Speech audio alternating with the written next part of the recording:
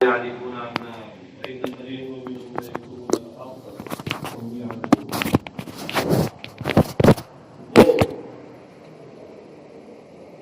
الذين آتيناهم الكتاب، ہم نے جنہیں کتاب دی یعنی کتابی، یہ یہودی عیسائی، یعرفونہ، ان کو پہچانتے ہیں. یعرفونہ میں ہر ضمیر کا مطلب کیا ہے؟ محمد صلی اللہ علیہ وسلم، جیسا کہ آپ کے مفسر نے ظاہر کیا. اور محشی نے آپ کو ایک فائدہ اور دیا، قیل الضمیر یعود الی القرآن، یعنی ایک قول یہ بھی ہے کہ یعرفونہ میں ہر ضمیر کا مطلب قرآن ہے، یعنی یعرفون القرآن کما یعرفون ابناءہم. لیکن مشہور قول، جمہور کا قول وہی ہے مفسر نے اختیار کیا. ہم نے جنہیں کتاب دی، یہ سرکار اقدس صلی اللہ علیہ وسلم کو، محمد صلی اللہ علیہ وسلم کو ایسے ہی پہچانتے ہیں جیسے وہ اپنے بیٹوں کو پہچانتے ہیں. بنعتہ فی کتابہم، کیسے؟ ان کی کتاب میں آپ کے وصف کی وجہ سے، کیونکہ ان کی جو مذہبی کتابیں ہیں ان میں نبی اکرم صلی اللہ علیہ وسلم کا وصف بالکل واضح انداز میں بیان کیا گیا کہ ان اوصاف کو جو جان لے تو پھر سرکار اقدس صلی اللہ علیہ وسلم کو دیکھنے کے بعد پھر اسے قطعی کوئی شک و شبہ نہ رہ جائے، جیسے اپنے بیٹے کو کوئی بیٹے کے بارے میں شک و شبہ نہ ہو. اس پر تائید میں بخاری کی وہ روایت پیش کرتے ہیں، کہتے ہیں قال ابن سلام لقد عرفته حين رأيته كما عارف ابني ومعرفتي لمحمد اشد، رواه البخاری. حضرت عبداللہ ابن سلام نے فرمایا، حضرت عبداللہ ابن سلام پہلے یہودی تھے، یہودیوں کے عالم تھے بہت زبردست، اور اس کے بعد یہ اسلام لائے.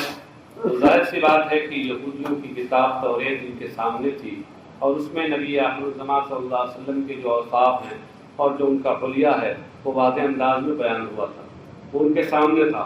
تو کہتے ہیں لقد عرفته حين رأيته كما عارف ابني، جس وقت میں نے حضور کو دیکھا تو انہیں ایسے ہی پہچان لیا جیسے میں اپنے بیٹے کو پہچانتا ہوں. بلکہ فرمایا کہ وہ معرفتی لمحمد اشد، بلکہ محمد صلی اللہ علیہ وسلم کو میرا پہچاننا اس سے بھی کہیں زیادہ زوردار اور طاقتور تھا. ہاں، اس کی تشریح بھی بعض دوسری روایات میں آئی ہے کہ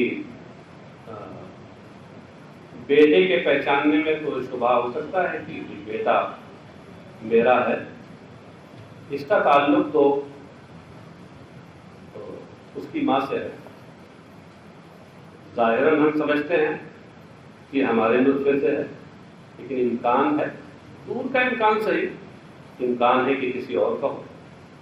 لیکن نبی اکرم صلی اللہ تعالیٰ علیہ وسلم کا جو حلیہ اور جو اوصاف کریمہ، اوصاف محمودہ بیان ہوئے ہیں کتاب میں، وہ اتنے واضح اور اتنے سٹیک دم ہیں کہ ان کو سامنے رکھنے کے بعد، سرکار کی زیارت کرنے کے بعد کوئی شبہ نہیں رہے گا. اس لیے معرفتی لمحمد اشد، رواه البخاری، امام بخاری نے سے روایت کیا. وَإِنَّ فَرِيقًا مِّنْهُمْ لَيَكْتُمُونَ الْحَقَّ وَهُمْ يَعْلَمُونَ، اور ان کتابیوں کا ایک گروہ حق کو چھپاتا ہے جان بوجھ کر، جانتے ہوئے. حق کو چھپاتا ہے، حق سے مراد کیا ہے؟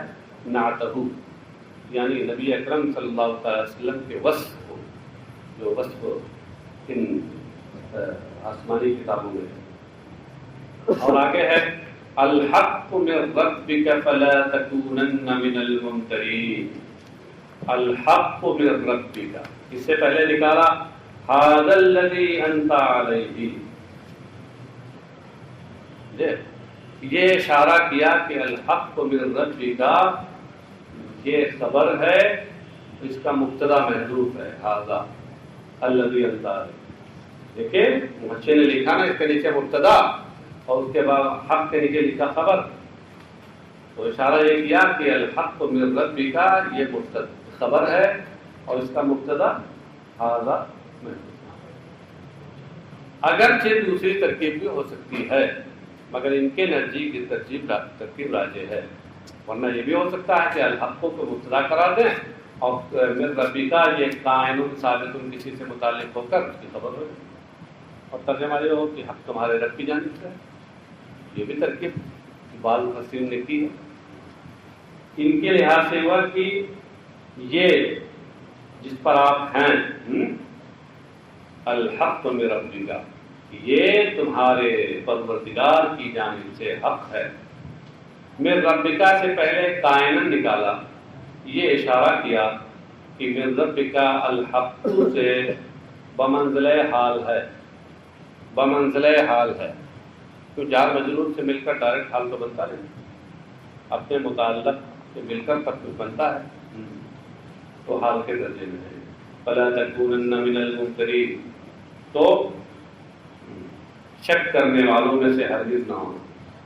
ممترین الشاکین فیہ، تو اس کے سلسلے میں شک کرنے والوں میں سے ہرگز نہ ہو۔ یہ ممترین کا لغوی معنی بتا ہے، کیونکہ ممترین امترا سے بنا ہے، امترا کا معنی شک کا، تو ممتری کا معنی شاک اور ممترین کا معنی شاکی۔ یہ دیکھیے اس موقع پر کبھی کہا جاتا ہے کہ شک مت کرو، شک مت کرنا، اور یہ کہ ہے کہ شک کرنے والوں کے زمرے میں سے ہی مت ہونا۔ اس میں شک مت کرو، شک مت کرنا، اس سے کہیں زیادہ بلیغ اور کہیں زیادہ زوردار اور تاکید والا کلام ہے شک کرنے والوں کے زمرے میں سے مت ہو، اس گروہ میں سے مت ہو۔ ہاں یہاں دیکھیے لا تکونن من الممترین، یہ تعبیر اختیار کی ہے کیونکہ اس میں بنسبت لام تمتری کی مبالغہ زیادہ ہے، زور زیادہ ہے۔ کہتے ہیں من الممترین الشاکین فی من ھذا النوع، یعنی اس نوع، اس قسم کے لوگوں میں سے، اس قسم کے اور اس نوع کے لوگوں میں سے مت ہونا، اس زمرے ہی میں سے مت ہونا، اس گروہ ہی میں سے مت ہونا۔ فَوَّهَبْ لَهُمْ إِلَّا تَمْتَرِينَ، تو یہ لا تکونن من الممترین، یہ لا تمتری سے زیادہ بلیغ ہے نا۔ وَلِكُلٍّ وِجْهَةٌ هُوَ مُوَلِّيهَا فَاسْتَبِقُوا الْخَيْرَاتِ أَيْنَمَا تَكُونُوا يَأْتِ بِكُمُ اللَّهُ جَمِيعًا إِنَّ اللَّهَ عَلَى كُلِّ شَيْءٍ قَدِيرٌ۔ لِكُلٍّ یعنی لِكُلٍّ مِّنَ الْأُمَمِ، ہر امت کے لیے وجہتن ایک خاص سمت ہے، ہوا مولیہا کہ جس کی طرف وہ اس کو پھیرتا ہے، پھیرتی ہے وہ امت، جس کی طرف اپنے چہرے کو وہ پھیرتی ہے۔ ہوا ضمیر کا مطلب کل ہے، لفظ کے اعتبار سے واحد ہے نا، واحد مذکر۔ وجہتن ایک خاص سمت، اس کی تفسیر مفسر نے قبلتن سے کی۔ قبلہ بھی کیا چیز ہے؟ ایک خاص سمت جس کی طرف نماز میں رخ کرنے کا حکم آیا، وہ بھی تو ایک سمت ہی ہے۔ تو ہر امت کے لیے ایک خاص سمت ہے، ایک قبلہ ہے کہ وہ امت جس کی طرف اپنا چہرہ پھیرتی ہے، کہاں؟ فی صلاتی، نماز میں۔ یہاں ایک قرات میں مولیہا کے بجائے مولاہا ہے۔ مولی تو اس میں فاعل ہے، واللہ یولی تولیہ سے، اور مولا یہ اس میں ظرف ہو جائے گا، اس میں ظرف برائے مکان، اس میں مفعول بھی ہے مگر اس میں ظرف کا وزن بھی غیر ثلاثی مجرد میں وہی ہے جو اس مفعول کا ہے۔ تو مولا کا مطلب کیا ہوگا کہ وہ جگہ جس کی طرف پھیرا جائے چہرہ۔ اور کہتے ہیں ایک قرات میں مولاہا ہے، یعنی لکل وجہتن ہوا مولاہا، ہر امت کے لیے ایک خاص سمت ہے جو اس امت کا مولا ہے، جس کی طرف وہ چہرہ پھیرتی۔ حاصل دونوں کا ایک ہی ہے، لفظی اعتبار سے فرق ہے۔ فاستبقوا الخیرات، کہتے ہیں بادروا الی الطاعات وقبولها، استبقو اس سے غیر امر ہے استباق بمعنی مبادرہ سے، تو استبقو کے معنی ہوئے بادرو، خیرات اس سے مراد طاعات، ترجمہ یہ ہوا کہ اور طاعات کی طرف سبقت کرو، لپکو، یعنی طاعات کی طرف اور طاعات کو قبول کرنے کی طرف سبقت کرو۔ اینما تکونوا یأتی بکم اللہ جمیعا، تم جہاں کہیں بھی رہو گے اللہ تم سب کو لے آئے گا۔ کیا مطلب ہے لے آئے گا؟ یعنی یجمعکم یوم القیامت فیجازیکم باعمالکم، یہ قیامت کے دن تمہیں جمع کرے گا، اکٹھا کرے گا، اور اکٹھا کر کے یوں ہی چھوڑ دے گا کہ دار الجزا ہے، فیجازیکم باعمالکم، تو تمہارے اعمال کی تمہیں جزا دے گا۔ ان اللہ علی کل شیء قدیر، یقیناً اللہ سب کچھ کر سکتا ہے۔ ومن حيث خرجت فول وجهك شطر المسجد الحرام وإنه للحق من ربك وما الله بغافل عما تعملون یا عما يعملون۔ اب یہاں آپ دیکھیے من حيث خرجت فول وجهك شطر المسجد الحرام، اس سے پہلے بھی مسجد حرام کی طرف رخ پھیرنے کا حکم آیا ہے، اب پھر یہاں ذکر کیا جا رہا ہے، اور اس کے بعد ایک بار آگے پھر ہے وَمِنْ حَيْثُ خَرَجْتَ فَوَلِّ وَجْهَكَ شَطْرَ الْمَسْجِدِ الْحَرَامِ، ہے نا، وَحَيْثُ مَا كُنْتُمْ فَوَلُّوا وُجُوهَكُمْ شَطْرَهُ، ہے نا۔ تو یہ کیوں ہے؟ پہلی جگہ جو شروع میں بیان ہوا وہ حالت اقامت کا بیان تھا، کہ اقامت کی حالت میں جب کہیں تم مقیم ہو اپنے وطن میں، وطن میں یا کہیں بھی مقیم ہو کر، تو اس صورت میں بھی تمہیں نماز میں اپنا چہرہ کعبہ شریف کی طرف کرنا ہے، اور یہاں سفر کی حالت کا بیان ہے۔ وَمِنْ حَيْثُ خَرَجْتَ، خرجت ہے سافر تھا، تو یہ سفر کی حالت کا بیان ہے۔ اس سے بتایا کہ سفر حضر دونوں میں حکم ایک ہے، استقبال قبلہ۔ تو یہ تو من حیث خرجت پہلے والا، یہ سفر اور حضر کے درمیان یکسانیت بتانے کے لیے آ گیا، اور بعد میں جو یہ من حیث خرجت آ رہا ہے یہ اسی قول کی تاکید ہے۔ جب کوئی بات اہم ہوتی ہے، اس کے منکرین کچھ ہوتے ہیں، تو وہاں تاکید کی ضرورت پڑتی ہے، اس سے تاکیدن سے ہوا ہے۔ اب دیکھ لیجیے ترجمہ، اور جہاں سے بھی تم سفر میں کے لیے نکلو تو اپنا چہرہ مسجد حرام کی جانب یعنی کعبہ شریف کی طرف پھیر دو، یعنی نماز کی حالت میں، یعنی مطلب کہ سفر کی حالت میں جانا ہے پورا وہ پھیر دو بچے، کیوں جانا، جہاں جانا ہے وہاں کا راستہ اختیار کرو کہ تبھی تو پہنچو گے منزل پر۔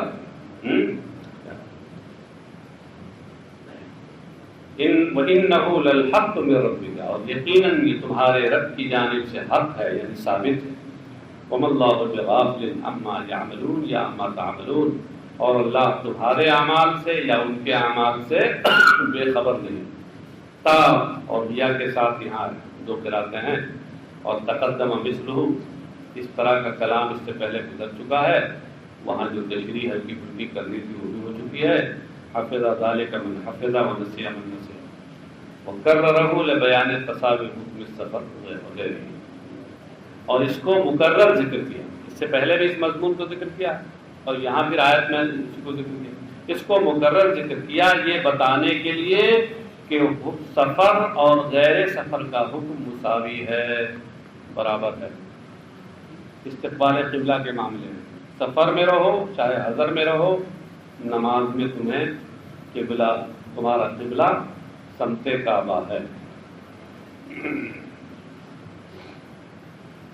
وَمِنْ حَيْثُ خَرَجْتَ فَوَلِّ وَجْهَكَ شَطْرَ الْمَسْجِدِ الْحَرَامِ وَحَيْثُ مَا كُنْتُمْ فَوَلُّوا وُجُوهَكُمْ شَطْرَهُ، ترجمے کی ضرورت نہیں، كَرَّرَهُ لِلتَّأْكِيدِ، پھر اسی مضمون کو دوبارہ لائے، كَرَّرَهُ لِلتَّأْكِيدِ، اس کو تاکیداً دوبارہ ذکر کیا، کیونکہ انکار منکرین موجود تھے بہت سے قبلہ کے، تو اس لیے ضرورت تھی کہ تاکہ کے ساتھ اس حکم کو بیان کیا جائے. لئلا یکون للناس علیکم حجہ الا الذین ظلموا منهم ولا تخشوهم واخشونی. لئلا یکون للناس علیکم حجہ، تاکہ ان لوگوں کے تمہارے اوپر حجت نہ رہے. الناس سے مراد کون ہے؟ دو احتمال، یہودی مراد ہوں یا مشرکین، یا جو کہہ لیجیے کہ احتمال نہیں بلکہ منع خلو کے طریقے پر اس سے مراد یہود و مشرکین. منع خلو کا مطلب یہ ہے دونوں نہ ہوں، ایسا نہیں، دونوں جمع ہو سکتے. مانے تو خلو نہیں ہوتا نا، ہاں، کہ دونوں کا ایک ساتھ صادق آنا وہ ممکن ہوتا ہے، اور دونوں کا رفع ہو جائے ایسا نہیں ہو سکتا. تو آئے یہاں او منع خلو کے حجتن اے مجادلتن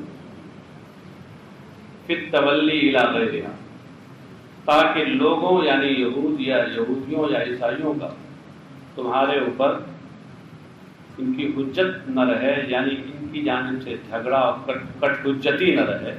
فی التولی الی غیرہا، اس کے علاوہ کی طرف منہ پھیرنے اس تعلق سے.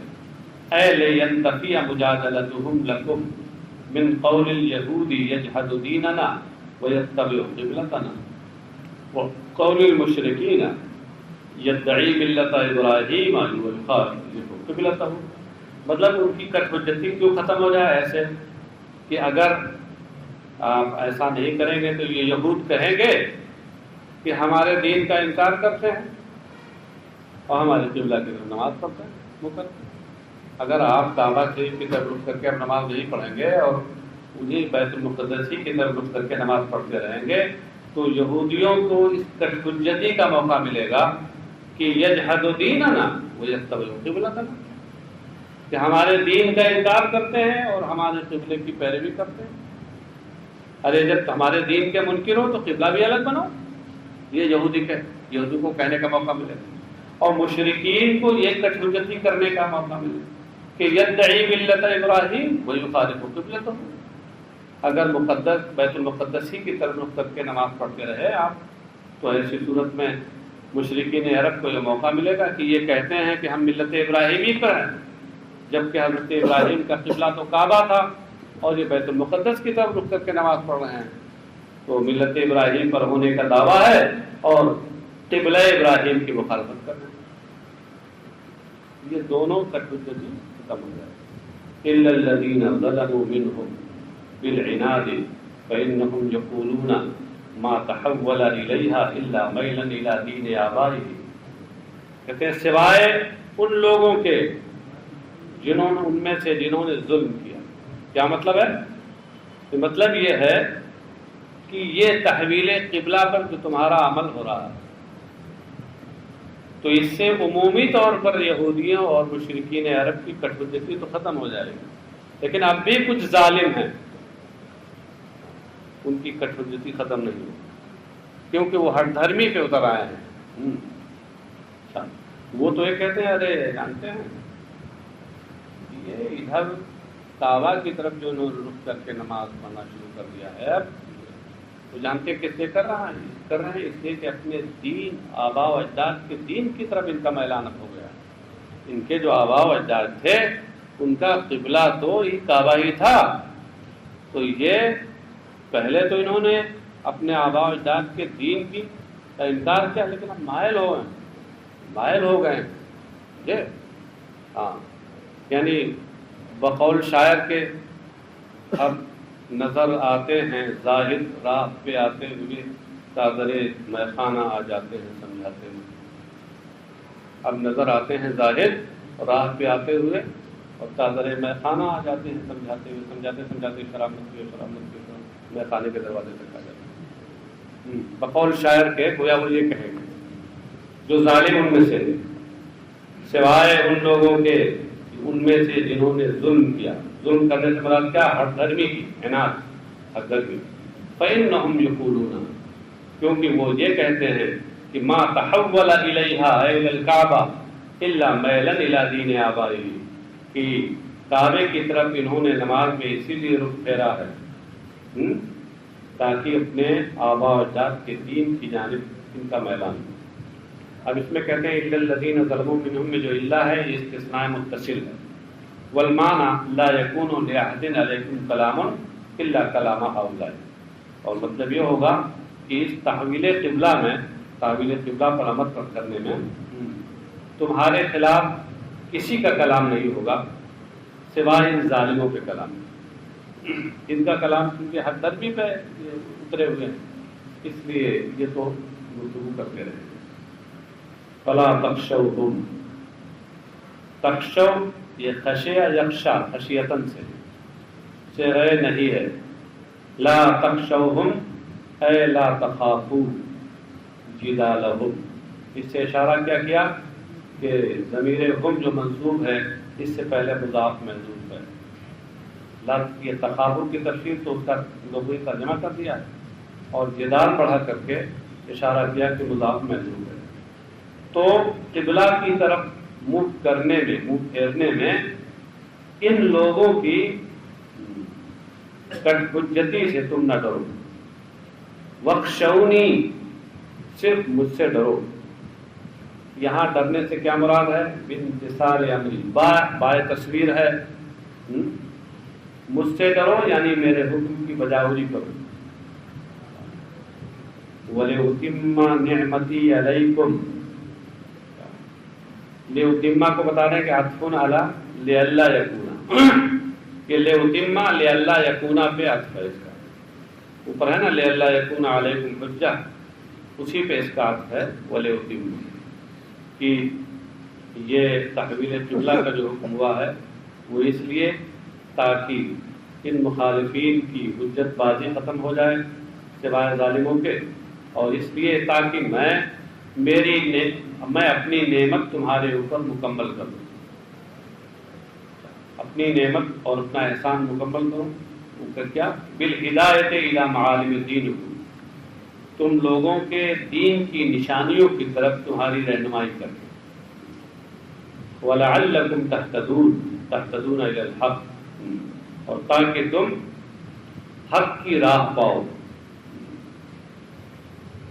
كَمَا أَرْسَلْنَا فِيكُمْ رَسُولًا مِّنْكُمْ يَتْلُو عَلَيْكُمْ آيَاتِنَا وَيُزَكِّيكُمْ وَيُعَلِّمُكُمُ الْكِتَابَ وَالْحِكْمَةَ وَيُعَلِّمُكُم مَّا لَمْ تَكُونُوا تَعْلَمُونَ۔ كَمَا أَرْسَلْنَا فِيكُمْ رَسُولًا مِّنْكُمْ، جس طرح ہم نے تمہیں میں سے ایک رسول بھیجا، خطاب عرب مسلمانوں سے ہے، تمہیں میں سے ایک رسول بھیجا۔ کما ارسلنا کے بارے میں یہ کہہ رہے ہیں کہ متعلق بے اتمہ، لاتمہ میں جو اتمہ ہے کہہ رہے یہ اس سے متعلق ہے، کما ارسلنا بے اے اتماما کا اتمامہا بارسالنا، لاتم نعمتی علیکم کما ارسلنا، اے لاتم اتماما کا اتمامہا، اے کا اتمام نعمتی بارسالنا۔ صاحب ایک یہاں بڑا زبردست شبہہ ہے، یہ کہہ رہے ہیں کہ کاف حرف جر اپنے مجرور سے مل کر اتمہ سے متعلق، حالانکہ محققین نحو یہ کہتے ہیں کہ الکاف مع مجرورہ لا یکون ظرفا لغوا بل مستقرا، کاف اپنے مجرور سے مل کر ہمیشہ ظرف مستقر بنتا ہے، کبھی ظرف لغو نہیں بنتا، اور اگر اس کو آپ متعلق قرار دیں اتمہ سے تب تو ظرف لغو ہو جائے، سمجھے؟ صدر العلماء علامہ میرٹھی صاحب رحمۃ اللہ علیہ نے شرح میت عامل کا جو مقدمہ ہے، شرح میت عامل کی شرح جو تھی نا میت بشیر کامل، اس مقدمے میں بڑی پتے کی کچھ باتیں لکھی ہیں، ان میں سے ایک بات یہ بھی لکھی ہے، ایک فائدہ یہ بھی لکھا ہے کہ لکھا ہے کہ الکاف مع مجرورہ یکون ظرفا مستقرا لا لغوا کما فی حاشیۃ انواع التنزیل للمولا الشہاب، لکھا ہے کہ کاف حرف جر اپنے مجرور سے مل کر ظرف مستقر ہوتا ہے، ظرف لم کبھی نہیں ہوتا، جیسا کہ انوار التنزیل یعنی تفسیر بیضاوی پر علامہ شہاب الدین خفاجی کا جو حاشیہ ہے اس میں صراحت کے ساتھ یہ مسئلہ مذکور ہے۔ یہ لکھا ہوا اب اس سے یہ چیز ٹکرا رہی ہے۔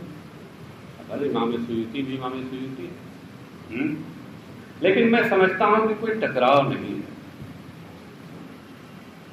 کوئی ٹکراؤ یہاں در حقیقت نہیں ہے، بلکہ یہاں کما ان کے متعلق باتمہ کہنے کا ہرگز یہ مطلب نہیں ہے کہ یہ اتمہ کا ظرف لفظ ہے۔ کیوں؟ اس لیے کہ اے کے ذریعے اس کی تفسیر وہ کیا کر رہے ہیں، اے اتمامن کا اتمامہا بارسالنا، اے اتمامن کا اتمامہا بارسالنا۔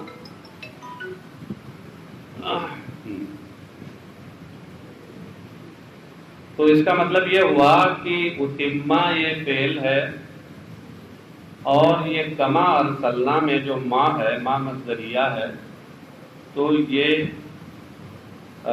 کاف حرف جر ہوا اس پر داخل ہوا، اور کاف حرف جر اپنے مجرور سے مل کر کے اب کائنن ثابتن سے متعلق ہو کر کے یہ صفت ہے اتمامن کی۔ اتمامن یہ موصوف اپنی صفت کے سے مل کر اتمہ کا مفعول مطلق ہے۔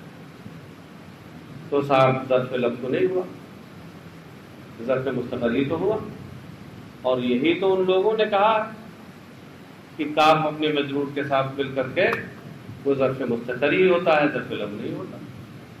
یہ میں بات اس لیے کہہ رہا ہوں نا کہ بظاہر اگر آپ غور نہیں کریں گے تو متعلقن باتمہ سے یہی سمجھ میں آئے گا کہ یہ ظرف لفظ ہے، حالانکہ یہ امام سیوطی نہیں بتانا چاہ رہے، کہہ رہے ہیں اس کا تعلق ہے معنوی اس سے، بس یہ بتانا چاہ رہے بس۔ اسی لیے اس کے تعلق لفظی کو ظاہر کرنے کے لیے انہوں نے یہ اے کے ذریعے تفسیر کی ہے، اے اتمامن کا اتمامہا، یعنی اے اتمامن ثابتن کا اتمامہا بارسالنا۔ پھر صورت میں ثابت سے نہ متعلق ہوگا وہ، کیوں؟ معنوی تعلق بتایا، لہذا آپ کو اعتراض نہیں۔ کما ارسلنا فیکم رسولا منکم، رسولا سے مراد ہے محمد صلی اللہ علیہ وسلم، جس طرح ہم نے تمہیں میں سے ایک رسول یعنی محمد صلی اللہ علیہ وسلم کو بھیجا، یتلو علیکم آیاتنا القرآن، جو تمہارے اوپر ہماری آیتیں یعنی قرآن کی تلاوت کر رہا ہے، ویزکیکم یعنی یطہرکم من الشرک، اور تمہیں وہ پاکیزہ کر رہا ہے یعنی شرک سے تمہیں پاک کر رہا ہے، ویعلمکم الکتاب والحکمت، اور تمہیں الکتاب اور حکمت سکھا رہا ہے۔ الکتاب سے مراد قرآن، الحکمت سے مراد قرآن میں جو احکام ہیں، ما فیہ من الاحکام، وَيُعَلِّمُكُمْ مَا لَمْ تَكُونُوا تَعْلَمُونَ، اور تمہیں ان چیزوں کی تعلیم دیتا ہے، وہ سکھاتا ہے جنہیں تم جانتے نہ تھے۔ فَاذْكُرُونِي أَذْكُرُكُمْ أَذْكُرْكُمْ وَاشْكُرُوا لِي وَلَا تَكْفُرُونَ، تو تم مجھے یاد کرو، میں تمہیں یاد کروں۔ فَاذْكُرُونِي، مجھے یاد کرو، یاد کرنے سے ذکر سے کیا مراد ہے یہاں؟ بالصلاة والتسبیح ونحوہ، یعنی نماز پڑھو کہ یہ میرا ذکر ہے، میرے ذکر کا اہم طریقہ ہے، تسبیح کرو، میری پاکی بیان کرو، سبحان اللہ سبحان اللہ، یا اس مضمون کو بیان کرنے والے اور جو کلمات ہیں ان سے اللہ کی یاد کرو، ونحوہ کہہ کر اذکرکم، یہ جواب ہے، جواب امر، میں تمہیں یاد کروں، تمہیں یاد کروں گا مطلب کیا ہے؟ قیل معناہ اجازیکم، تم مجھے یاد کرو، میں تمہیں اپنی یاد کی جزا اور بدلہ دوں گا۔ وفی الحدیث عن اللہ من ذکرنی فی نفسہ ذکرتہ فی نفسی ومن ذکرنی فی ملئ ذکرتہ فی ملئ خیر من ملئ۔ حدیث شریف میں ہے، محشی نیچے لکھتے ہیں عند الشیخین، یعنی بخاری اور مسلم دونوں کی روایت میں، دونوں کی کتابوں میں یہ حدیث موجود ہے، عن اللہ، اللہ تبارک و تعالیٰ سے روایت ہے، یعنی حدیث قدسی ہے. حدیث قدسی وہ حدیث ہوتی ہے کہ جس میں نبی اکرم صلی اللہ علیہ وسلم اللہ تبارک و تعالیٰ کے حوالے سے کوئی بات بیان کرے. وہ حدیث قدسی کہلاتی ہے. تو حدیث قدسی میں ہے کہ من ذکرنی فی نفسہ ذکرتہ فی نفسی. اللہ فرماتا ہے کہ جو اپنے دل میں مجھے یاد کرتا ہے تو میں بھی اسے یاد کرتا ہوں. ومن ذکرنی یعنی جو تنہا مجھے یاد کرتا ہے اسے تنہا یاد کرتا ہوں. ومن ذکرنی فی ملئ ذکرتہ فی ملئ. اور جو کسی محفل و مجلس میں مجھے یاد کرتا ہے تو میں اسے اس کی محفل و مجلس سے بہتر مجلس میں یاد کرتا ہوں. وہ فرشتوں کی مجلس ہوتی. اور یہاں یاد کرنے سے مراد کیا ہے؟ یہاں اس سے سمجھ میں آیا کہ یہ کہنا چاہ رہے ہیں کہ یاد کرنے سے مراد ذکر کرنا. گویا کہ اب دو تشریح ہو گئی. اذکرکم میں جو ذکر ہے اس سے مراد یا تو جزائے ذکر ہے جیسا کہ پہلا قول ذکر کیا انہوں نے, اور یا اس سے مراد اس کو بڑی ذکر ہی ہے. وَاشْكُرُوا لِي وَلَا تَكْفُرُونِ. اور میرا شکر ادا کرو, یعنی وَاشْكُرُوا نعمتی, میرے نعمت اور میرے احسان کا شکر ادا کرو. اس سے بتایا کہ وہ شکر کا مقولے بھی ہی محدود ہے. بالطاعتی اس میں بائے تصویر ہے. میری نعمت کا شکر ادا کرو کیا مطلب ہے؟ یعنی میری طاعت و فرما برداری کرو. یہ جب بائے تصویر ہوگی تو, ورنہ آپ باعث سببیت اور باعث جانب بھی اس کو لے سکتے ہیں. اطاعت و فرما برداری کے ذریعے میری نعمت کا شکر ادا کرو. ولا تکفرون بالمعصیہ, اور نافرمانی کے ذریعے میری ناشکری نہ کرو.